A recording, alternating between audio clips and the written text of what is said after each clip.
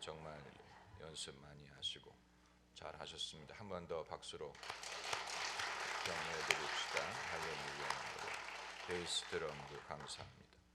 오늘 주신 하나님의 말씀은 에레미야서 18장 1절부터 12절까지 말씀입니다. 구약 성경 1079면 에레미야 18장 1절부터 12절까지 1절부터 12절까지 우리 함께 읽겠습니다. 여호와께로부터 에레미야에게 임한 말씀에 가라사대 너는 일어나 토기자기의 집으로 내려가라. 내가 거기서 내 말을 내게 들리리라 하시기로 내가 토기장이의 집으로 내려가서 그가 농로로 일을 하는데 진흙으로 만든 그릇이 토기장이의 손에서 파상하매 그가 그것으로 자기 의견에 선한 대로 다른 그릇을 만들더라. 때에 여호와의 말씀이 내게 임하니라. 가라사대 나 여호와가 이르노라. 이스라엘 족속아 이 토기장이 하는 것 같이 내가 능히 너희에게 행하지 못하겠느냐? 이스라엘 족속아 진흙이 토기장이의 손에 있음 같이 너희가 내 손에 있느니라. 내가 언제든지 어느 민족이나 국가를 뽑거나 파하거나 멸하리라 한다고 하자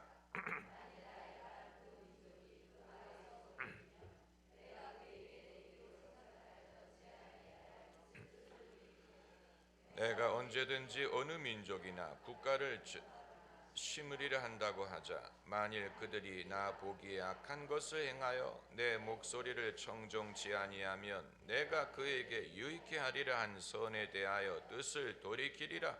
그러므로 이제 너는 유다 사람들과 예루살렘 거민들에게 말하여 이르기를 여호와의 말씀에 보라 내가 너희에게 재앙을 내리며 너희는 각기 악한 길에서 돌아가며 너희 길과 행위를 선하게 하라 하셨다 하라. 그러나 그들이 말하기를 이는 헛된 우리는 우리의 도무대로 행하며 우리는 각기 악한 마음에 강팍한 대로 행하리라 하느니라. 아멘. 에레미야서를 공부하면서 이 본문 말씀을 건너뛸 수는 없습니다. 에레미야서에서 가장 잘 알려진 구절 중에 하나입니다. 에레미야서 전체를 읽은 적이 없던 사람이라도 이 본문은 들어보신 적이 있을 것입니다. 이 구절에서 에레미야는 하나님을 토기장이에 비유하고 인간을 토기에 비유하고 있습니다. 진흙에 비교하고 있습니다. 하나님이 친히 진흙을 빚어서 인간을 만드심을 말하고 있는데 여러분이 토기를 만들어 보신 적이 있는지 모르겠습니다. 아마 여러분이 토기 만드는 일에 가장 가까이 가신 것은 사랑과 영혼에서 이 도자기 빚는 장면을 보신 것이 마지막인지도 몰라요. 한반도 근해에서 옛날에 침몰한 배들을 발굴하면 많은 토기들이 있다고 하지요. 신기한 일입니다. 금이나 은이나 보석은 하나도 없고 토기들만 잔뜩 쌓여 있다고 하는데 이 과거 사람들에게 도자기는 매우 중요한 일용품이었습니다. 음식이나 음료를 담는 것뿐만이 아니고 도자기에다가 서류를 보관하고 문서를 보관했습니다. 그 유명한 사해사본이 2000년이 지났는데도 훼손되지 않고 보존될 수 있었던 것은 그 사해 인근의 동굴이 습기가 없고 그랬던 것뿐만이 아니고 항아리 안에다가 이 사본을 보관했기 때문입니다. 그래서 2000년이라는 세월을 보존될 수 있었다는 것입니다. 우리가 그릇 또 컵의 그 바닥을 보면 그 제조사의 로고가 새겨져 있는 것을 볼 수 있습니다. 무슨 유명한 차이나가 아니더라도 무슨 뭐 노리다케라든가 한국 도자기 같은 고급 차이나가 아니더라도 평범하게 쓰는 그릇의 바닥에 보면 누가 만들었는지, 심지어 언제 제조되었는지를 기록한 데도 있습니다. 또 전자제품을 보면 당연히 메이커의 이름과 모델명과 그리고 거기에 영어로 EE라고 약자가 쓰여 있는 것을 볼 수 있는데, 그것은 유럽의 규격에 맞춰서 제작했다라는 뜻입니다. 옛날에 우리가 KS, Korean Standard라고 썼던 것과 비슷한 것입니다. 여러분, 몇 년 쓰다가 고장날 물건을 만드는데도 제작자의 이름을 거기다 기록을 한다면 어떤 물건보다도 더 우수하고 더 오래가고 더 뛰어난 인간에 대해서 제조사의 로고가 새겨져 있지 않겠습니까? 그렇죠? 이 뛰어난 인간, 어느 기계보다도 더 뛰어난, 오래가는, 우수한 인간은 누가 만들었는지, 어떤 기능이 있는지 당연히 생각을 하지 않겠습니까? 그렇죠? 이 세상에 우연히 만들어진 물건은 하나도 없습니다. 만약에 어디에 건물이 하나 세워져 있다. 그 건물이 우연히 거기에 세워질 가능성이 얼마나 있습니까? 세월이 많이 지나가다 보니까 바람과 그 모래가 휩쓸려서 또 우연히 침식 효과에 의해서 건물이 30층짜리 건물이 우연히, 그것도 창문이 다 정확하게 30층 모두에 창문이 생기고 정문이 생기고 그 안에 엘리베이터까지 생기는, 우연히 그렇게 될 가능성이 도대체 얼마나 있다는 얘기입니까?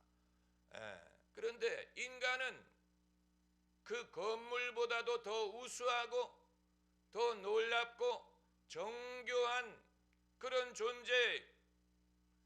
우리가 아무리 광학이 발달하고 우수한 카메라를 만들지만 사람의 눈처럼 정확하게 보고 모든 색깔을 분별하고 멀리 있는 것, 가까이 있는 것 입체로 볼 수 있는 눈을 대신할 만한 기술을 아직 발명하지 못했습니다.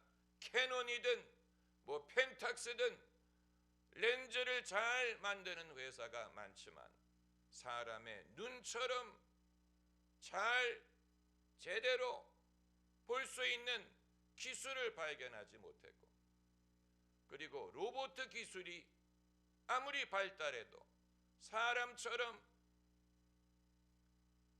자연스럽게 움직이고, 사람이 종이 한 장을 집는 것도 이게 별거 아닌 것 같아도 종이 한 장을 사람이 이렇게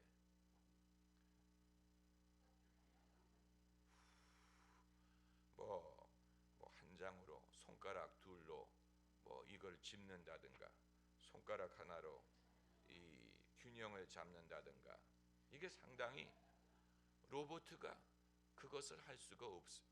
굉장히 우리는 일도 아닌데 그렇게 기계가 할 수 있게 하는 것은 극도로 어렵습니다.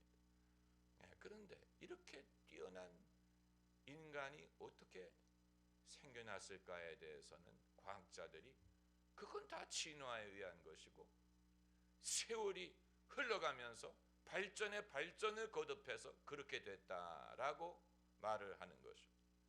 원래부터 그런 게 아니었는데 옛날에는 물속에 있는 아메바가 발전해서 지느러미가 생기고 아가미가 생기고 물고기가 되었다가 어느 날 그 물고기가 물속이 심심하니까 물 밖으로 나올 생각을 해서 물 밖으로 나오기 시작하면서 허파가 발달해서 이제 허파로 숨을 쉬게 되고, 그러면서 이 물고기가 땅에 나와가지고 다리가 있으면 더 빨리 다닐 텐데, 그래서 다리가 생기기 시작했다는 거예요. 처음에는 작은 지느러미가 다리 역할을 하다가 이게 좀 길어졌으면 좋겠구만 해서 다리가 길어지고, 그래서 걷는 법을 배우고 뛰는 법을 배우고, 그리고 과거에는 알을 낳아서 생식을 했는데 또 다른 방법이 있을 수도 있겠구나. 그래서 포유류처럼 직접 새끼를 낳고 우유를 먹이고, 그러다가 팔이 길어져서 나무에 올라가면 재밌겠다. 나무에 올라가서 타잔처럼 이 나무와 나무 사이를 뛰다가 어느 날 도구가 있으면 참 좋을 텐데, 그래서 이 막대기를 손에 짚고 이 막대기로 무엇을 할 수 있을까 실험을 해봤더니 무기로도 쓸 수 있고 드럼도 칠 수 있고 무슨 밀가루 반죽도 할 수 있고, 그래가지고 도구를 사용할 수 있는 유인원이 되어가지고 발전을 거듭해서 어느 날 인간이 우리는 누가 만들었을까? 그래서 사람들의 상상에 의하여 종교가 만들어지고 하나님을 섬기게 됐다. 이게 이제 진화론자들의 주장이에요. 그들이 필요로 하는 것은 시간이라는, 어떻게 이런 것이 이루어질 수 있는지를 본인들은 설명할 수가 없기 때문에 무한대의 시간이 그것을 가능하게 했다라고 말하기를 좋아합니다. 그래서 지구의 역사가 몇십억 년이라느니 길수록 좋아요. 왜냐하면 길수록 그런 말도 안 되는 변화가 이루어질 수도 있지 않았겠느냐라는 그들의 설을 뒷받침한다고 생각했기 때문에 길수록 좋은 거예요. 길수록 시간만 많다면 그런 변화가 이루어질 수 있지 않겠느냐. 그건 마치 뭐와 같냐면 모래 위에 시간만 충분하다면 우연을 거쳐가지고 20층짜리 건물이 세워질 수도 있다는 주장을 하는 것과 마찬가지입니다.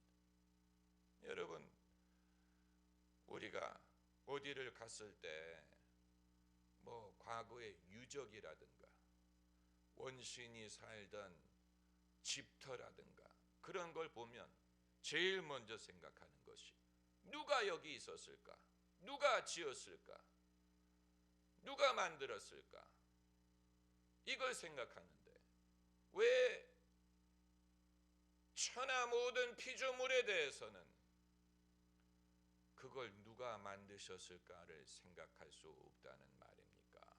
그건 과학에 의한 생각이라기보다는 하나님을 배제하려는 인간의 마음이라고 밖에는 볼 수 없습니다. 하나님을 일부러 배제하는 것이라고 밖에는 볼 수 없습니다. 하나님을 배제하고 인간을 생각하려는, 하나님이 계시면 불편한 거예요. 하나님 없는 학문, 하나님이 없는 과학, 하나님이 없는 역사, 하나님이 없는 도덕, 하나님이 없는 철학, 하나님이 없는 인생, 그것을 원하기 때문에 어디에 가서 무슨 작은 돌로 쌓은 담을 하나 보더라도 이건 누가 지었을까 생각하는 인간이 뛰어난 인간의 생명에 대해서는 그건 우연한 진화에 의한 것이고 지은 사람은 없다, 이런 식으로 생각하는 것은 말도 안 되는 얘기입니다. 이것은 결국은 과학의 문제가 아니고 철학의 문제예요. 과학적인 증거에 의해서 하나님 없이 진화에 의하여 생명이 탄생했다고 하는 게 아니고 철학적으로 하나님을 배제하고 만물을 설명하려고 하는 것입니다. 그 사실을 우리가 알면 이 과학적인 증거를 가지고 말다툼하는 것은 별로 도움이 되지 않는다는 것을 알 수 있습니다. 왜냐하면 이건 철학적인 문제이기 때문에 그들 중심에 하나님을 두기를 싫어한다 그랬어요. 성경 말씀에 마음에 하나님 두기를 싫어함으로 로마서에 있는 말씀이 아닙니까? 모든 도자기가 우연히 생긴 것이 아니고 토기장이가 손수 빚어서 만들어진 것처럼 모든 인간도 우연히 발생한 존재가 아니고 하나님이 만드신 것입니다. 당신의 뜻에 따라 만드셨습니다. 오늘 본문을 보면 이 토기장이가 이 진흙으로 만든 그릇이 토기장이의 손에서 파상함에 그가 그것으로 자기 의견에 선한 대로, 한번 따라해 보세요. 자기 의견에 선한 대로, 자기 의견에 선한 대로 다른 그릇을 만들더라. 하나님, 나를 왜 이렇게 만드셨습니까? 당신의 선한 의견대로 그렇게 하신 것입니다. 남자든 여자든 동양인이든 흑인이든 백인이든 하나님의 선한 의견에 따라 그렇게 만드신 것입니다. 여러분, 요즘에 소위 이 LBGT 그 약자를 기억하기도 어려워요. 그것이 무엇의 약자냐면 이 게이, 레스비안, 그리고 그 성전환자 뭐 이런 것을 다 일컫는 말로 LG가 아니고 LB 뭐 이렇게 GT 뭐 이렇게 그 약자가 있습니다. 뭐 거기에 대해서 말씀드리고자 하는 것은 아니고 그 중에서 한 부류가 어떤 사람들이냐면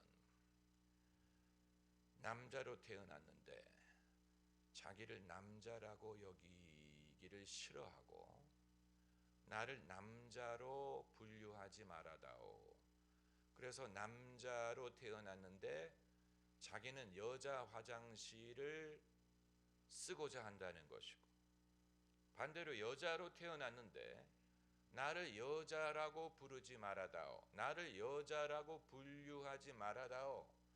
남자와 여자의 양성으로 분류하는 것을 거부하고 화장실에 들어갈 때 거기에 남자 화장실이든 여자 화장실이든 자기는 그 차별을 거부하고 원하는 화장실에 들어가서 쓰겠다는 이제 주장이 미국에서는 합법화돼 가고 있는 것입니다. 그러니까 그런 사람들은 이 대학에 원서를 쓸 때 자기 이름, 생년월일, 성별을 써야 되는데 성별에다가 남자, 여자 둘 중에 하나 아닙니까? 그러나 요즘의 대학들은 세 번째로 비분류라는 난이 있어요. 비분류. 대학에 원서를 낼 때 비분류가 가능해. 나를 분류하지 말아달라는 거예요. 그런데 그것이 생리학적으로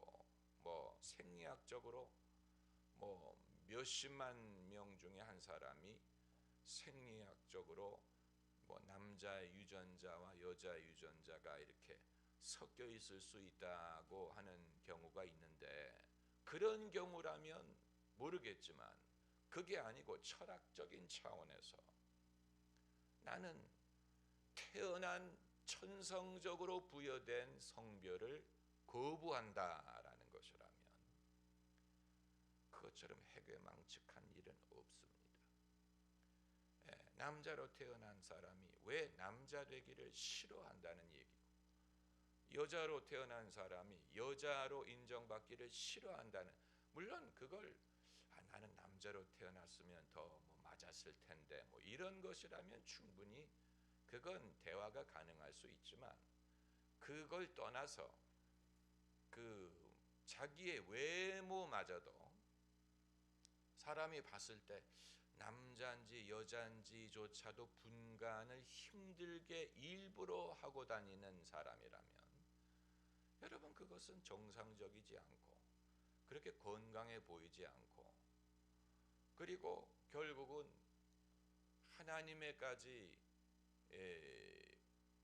올라갈 수 있는 것이 아닙니까? 하나님이 사람을 당신의 선한 의견대로 만드셨는데, 성별도 자기가 선택한 것이 아니지만 자기의 인종이든 자기의 국적이든 어느 부모의 자식으로 태어나든 어느 시대에 태어나든 자기가 선택한 것은 아니지만 그것은 주어진 것이고 결국은 하나님의 선한 의견에 따라서 지어진 것으로 믿고 받아들이고, 여기에 하나님의 어떤 섭리와 뜻이 있는지를 찾고 순종하는 것이 우리의 의미지, 만약에 그 자체를 부인해서, 나는 한국인이라는 것을 부인해서, 난 동양인이라는 것을 부인해서 염색체를 바꿔서 백인이 되려고 한다든가, 남자로 태어났는데 그걸 거부해서 여자가 되려고 한다든가, 실제로 그런 일이 있죠. 유명한 과거의 올림픽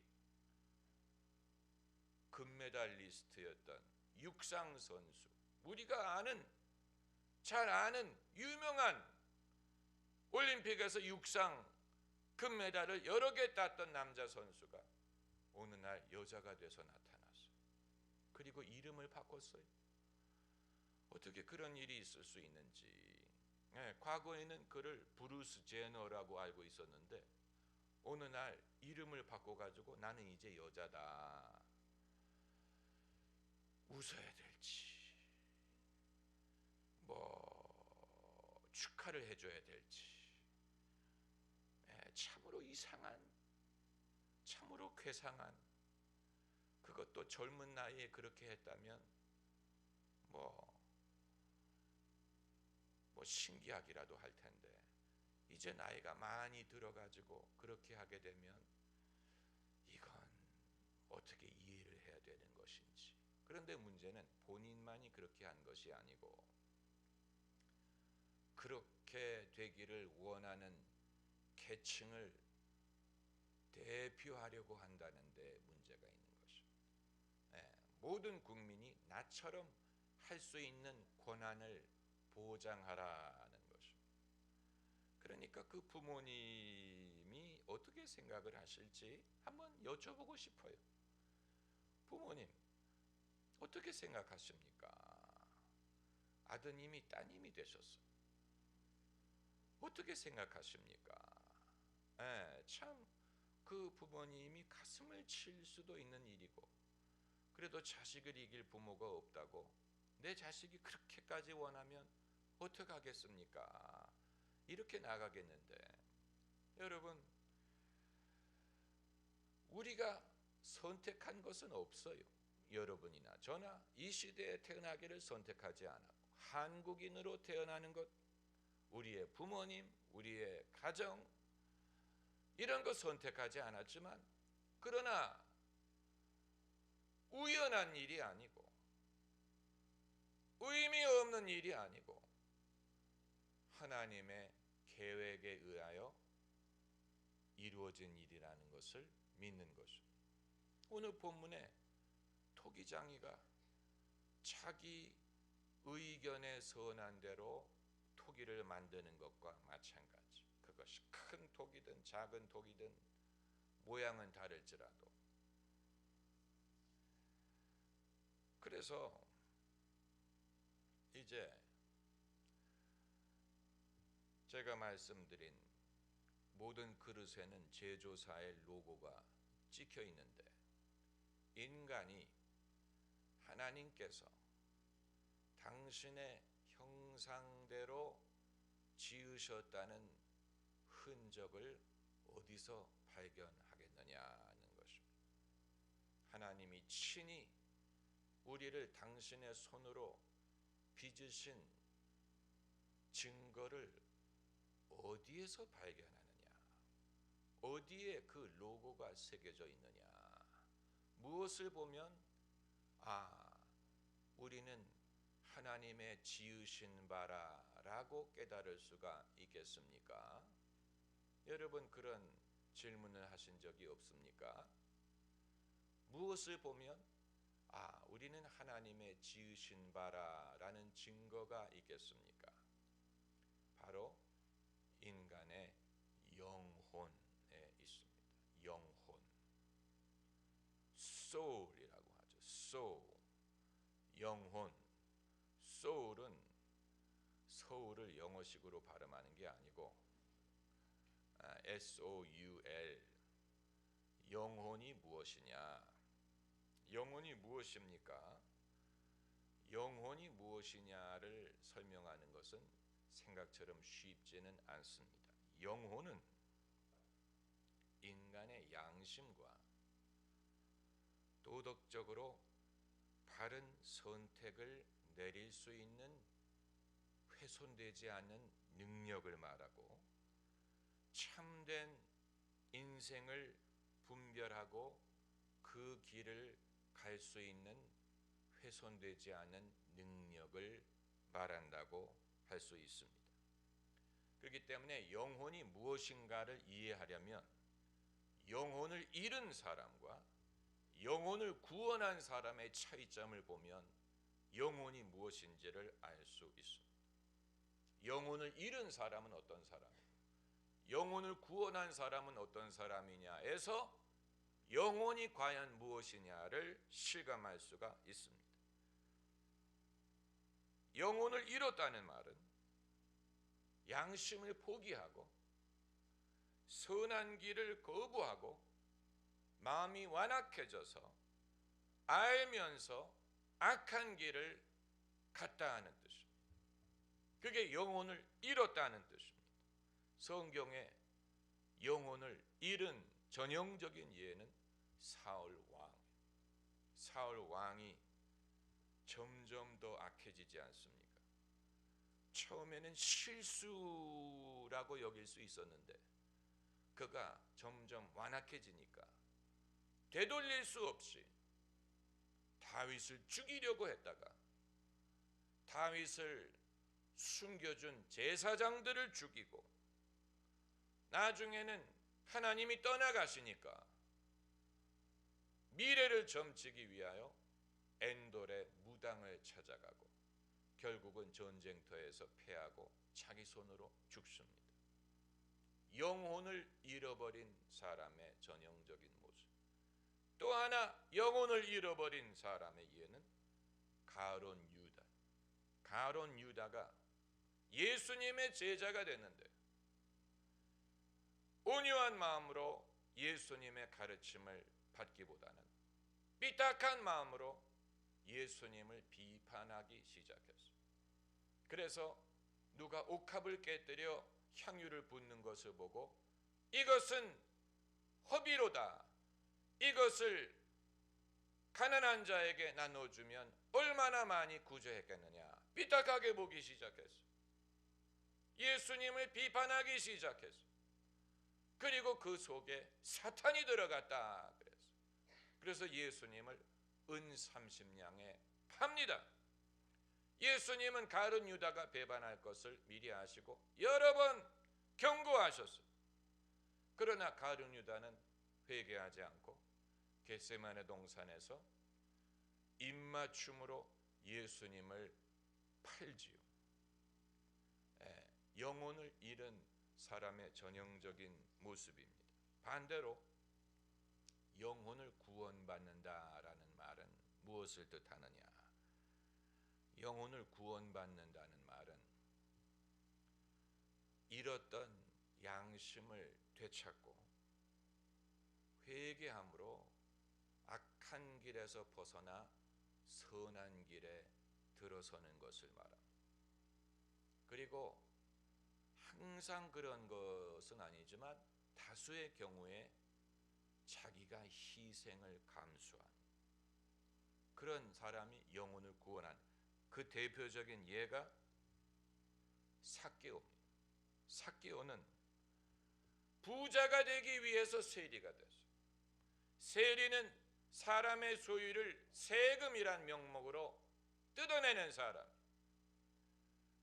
삭개오는 부자가 되기 위해서 양심을 팔았어요. 그 대가로 부자가 됐어요. 그 대신 모든 사람의 지탄을 받았죠.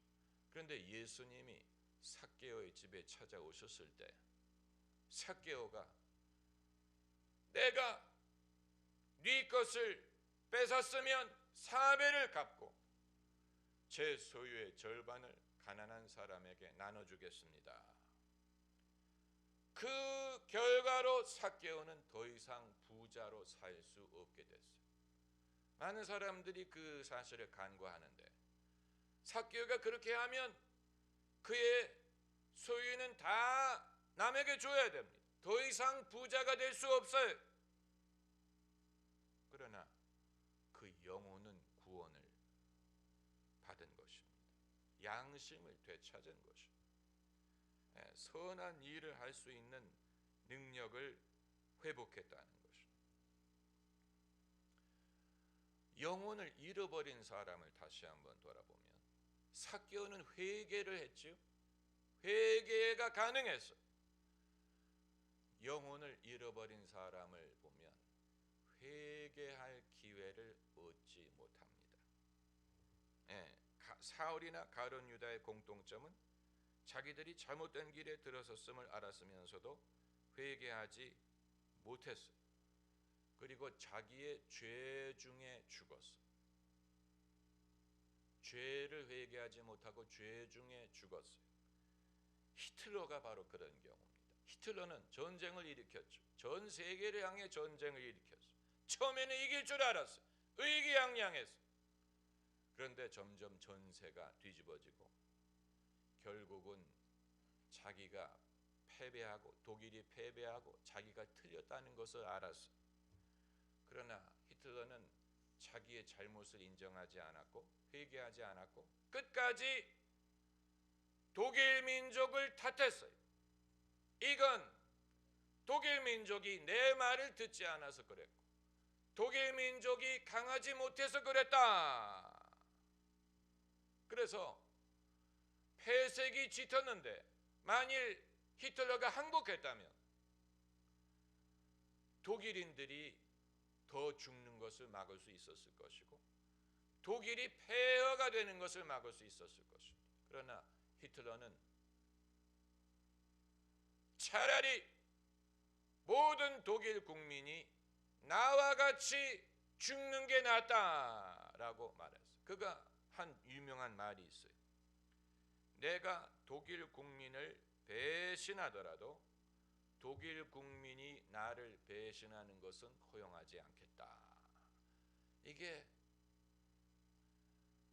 같이 죽자는 말이에요. 아주 무서운 말이에요. 내가 독일 국민을 다 배신하더라도 그들이 나를 배신하는 것을 나는 허용할 수 없다. 이 악한 영혼의 전형입니다. 그런 사람이 또 있었어요. 존스타운이라는 사이비 종교단체 교주 짐 존스가 가이에나라는 곳에 신앙의 공동체를 만들어서 신앙촌을 만들어서 수백 명이 거기서 생활을 했는데 정체가 탄로난 것을 알게 됐어요. 정체가 탄로난 후에 끝났다는 것을 알았어요. 이제 조금 있으면 신문 기자들이 찾아오고 경찰이 찾아와서 이 공동체를 해체할 것이라는 것을 알고 무엇을 했냐면 그 자기 공동체에 있는 모든 사람들에게 독이 들어있는 주스를 마시게 해서 집단 자살을 명하고 자기도 죽었어요. 아주 무서운 일이에요. 자기의 잘못을 인정하기보다는 모두가 같이 죽는 게 낫다고 판단합니다.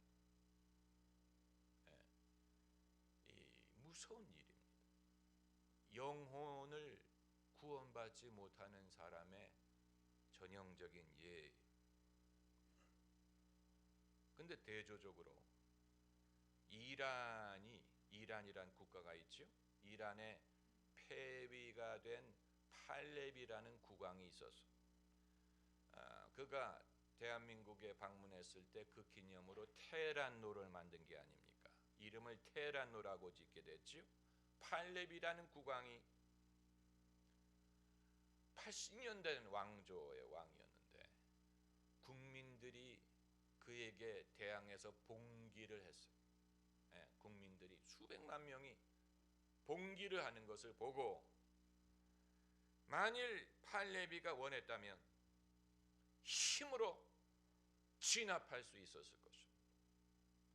몇백 명, 몇천 명의 희생자가 발생을 할 수 있지만 힘으로 그들을 진압하면 정권을 유지할 수 있었을 거예요.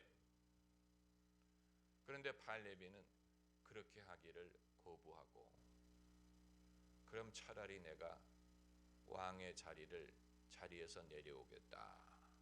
그래서 왕의 자리를 버리고 망명을 떠났어요. 그래서 쓸쓸하게 이 나라 저 나라를 왔다 갔다 하다가 암으로 죽었습니다. 팔레비가 회개를 했는지 안 했는지는 우리가 알 수 없지만 적어도 자기의 옳음을 주장하면서 많은 희생자를 내기보다는 자기 한 사람이 희생함으로써 선한 결과를 가능하게 한 것입니다. 그러니까 이 자신의 양심과 영혼을 보전한 것입니다.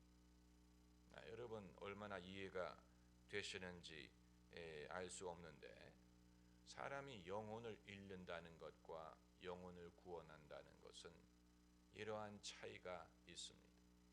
영혼을 구원한다는 것. 그래서 오늘 본문과 무슨 상관이 있다는 말이냐?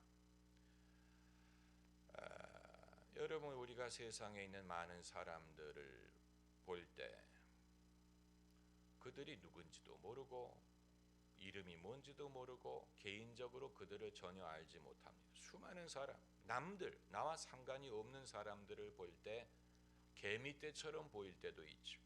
나와 전혀 상관없는 사람들. 그래서 가끔 이런 의문이 들지 않습니까? 저 사람들도 하나님의 형상으로 지음을 받았겠지. 저 사람들에게도 하나님의 계획과 뜻이 있을까? 그냥 평범하게 살다가 죽는 미생 같은데 저 사람들에게는 어떤 하나님의 섭리가 있을까? 그렇게 생각이 될 때가 있지 않습니까? 저만 그렇습니까? 그렇죠. 내게도 하나님의 뜻과 계획이 있다고 믿는데 내가 모르는 저 많은 수많은 사람들에게도 과연 그럴까? 그냥 살다가 죽는 거 아닌가? 그냥 살다가 죽는 이 익명의 다수의 사람들이 아닐까? 이렇게 생각할 수 있지만 오늘 본문 말씀에서 우리가 보는 바와 같이 그들 모두는 우연한 존재가 아니고 다 하나님이 당신의 손으로 빚은 존재예요. 그들 모두에게 하나님의 계획과 뜻이 있습니다. 그들 모두에게 가난하든 부하든 유명하든 무명하든 뭐 어떤 종류의 사람이든 그들 모두에게 하나님의 계획과 뜻이 있습니다. 그걸 어떻게 알 수 있느냐? 그들 모두에게 영혼이 있기 때문에. 영혼은 하나님이 우리에게 주신 뜻과 계획을 이루게 하기 위하여 주신 것입니다. 우리의 영혼이 있기 때문에 바른 길, 의로운 길, 생명의 길, 더 나은 길을 사람이 분별하고 그렇게 살려고 애를 쓸 수가 있는 것입니다. 만약에 그 영혼을 잃어버리면 그는 자기 멋대로, 자기 주장대로 살게 될 것입니다. 아주 중요한 것입니다. 네, 모든 사람에게는 하나님의 계획을 쫓아 살 수 있는 사람은 영혼이 살아있는 사람이고, 하나님의 뜻을 쫓기를 포기한 사람은 영혼이 죽은 것입니다. 네, 그 계획이 크냐 작으냐는 중요하지 않습니다. 우리는 TV에 나오는 유명인, 정치인, 부자 이런 사람에게는 하나님의 뜻이 있겠지만 그냥 평범한 미생들에게도 하나님의 뜻이 있을까? 여러분, 삭개오가 부자였을 때는 오히려 그게 하나님의 뜻이 아니었어요. 삭개오가 그 모든 부를 다 줘버리고 가난한 사람이 된 후에 오히려 하나님의 뜻이 더 분명하게 보이기 시작한 것입니다.